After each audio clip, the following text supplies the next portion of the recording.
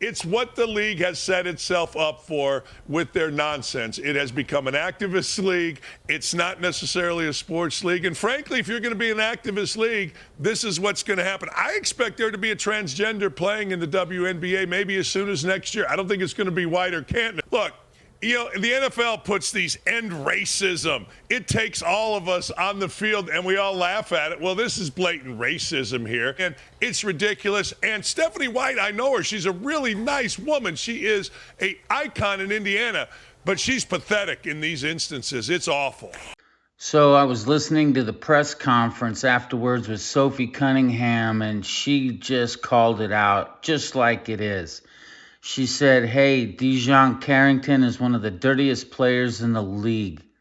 And then has the audacity, right after this happens, after she gets the boot, the ejection boot after double technical, this clown goes into the locker room and complains about racism was the reason. Yes, you heard me right, racism. And then she goes even as far as saying, like, this is an Angel Reese move, which is, again, 100% on the mark. You got to love that she's got a sense of humor about this and a memory that she can pull that out and bring it to the forefront of this argument. I love this girl. And when I say funny, she even goes as far as saying that she's probably jealous of my natural blonde hair. Oh, my gosh. Talk about a gut punch in terms of having a punchline for a joke. Oh my gosh. Men's sports as well. And the bottom line is nobody wants to be cheated. Nobody wants to have a lopsided umpiring or refereeing of any match. And so the bottom line is when you get called out for this, it's an ugly assumption or accusation to be made.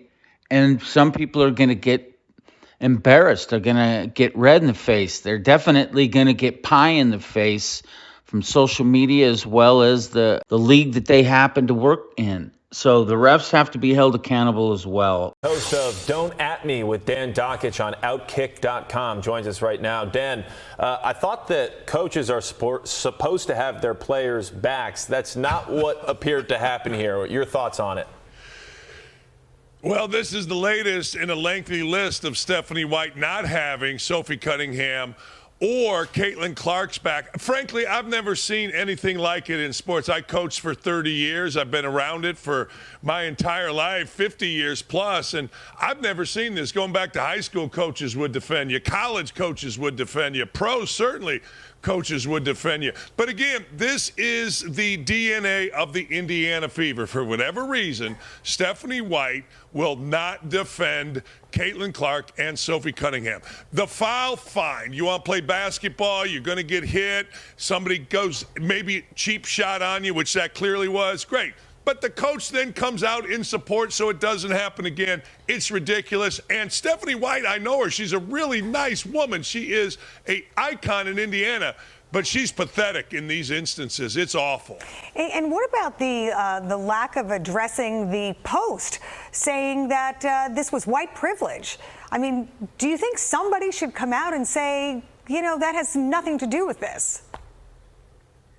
Oh, it absolutely has nothing to do with it, to your point. Look, you know, the NFL puts these end racism. It takes all of us on the field and we all laugh at it. Well, this is blatant racism here. It was an African-American referee that threw this woman out. It's the league office reviewing it that threw this woman out, Dijon Carter. And frankly, we always say this, don't we? Sports doesn't see color.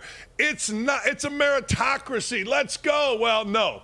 You know, the WNBA is full of victims. It's exactly what they are: entitled, petty, ego-driven, jealous victims. And Dijon Carter, this is not her first time. She went on a racist rant at a cab driver. That's on video. She's done this before to Caitlin Clark.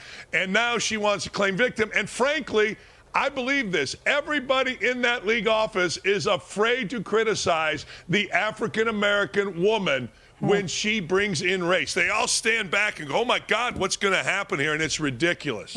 Yeah, race is a sensitive topic, especially in the WNBA, but also biological sex. And we saw Cunningham come out in support of women's sports, and she's gotten some backlash, a lot of support for that as well. But it's really ignited this conversation about biological men potentially being able to play in the WNBA, and the commissioner actually laid out what the league is doing about it. So take a look from this memo. She writes, quote, "I know many of you have received questions in recent weeks regarding transgender athlete participation in women's basketball, and I expect this topic will continue to receive significant attention.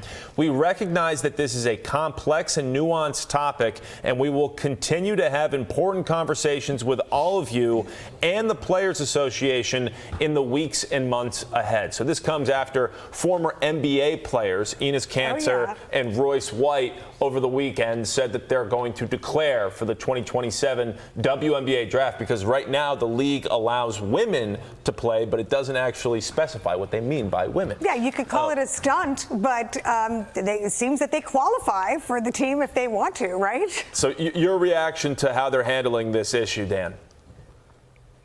Well, it goes back again to Stephanie White, the coach of the Fever. She said she is not educated enough to understand the biology basically between men and women. I'm like, man, I was a disinterested student, but I get the difference very clearly between men and women. I do think it's inevitable. I think it's inevitable that a transgender player is going to play in the WNBA, and we'll see what the fallout is. But in terms of White and Kanter, look, if you're going to be an absurd league, you're going to get absurd suggestions. You know, my friend Clay Travis is trying to get the Nashville Balls into Nashville and have a transgender team. I mean, it's what the league has set itself up for with their nonsense. It has become an activist league. It's not necessarily a sports league. And frankly, if you're going to be an activist league, this is what's going to happen. I expect there to be a transgender playing in the WNBA maybe as soon as next year. I don't think it's going to be White or Kantner, but I expect a transgender player in there.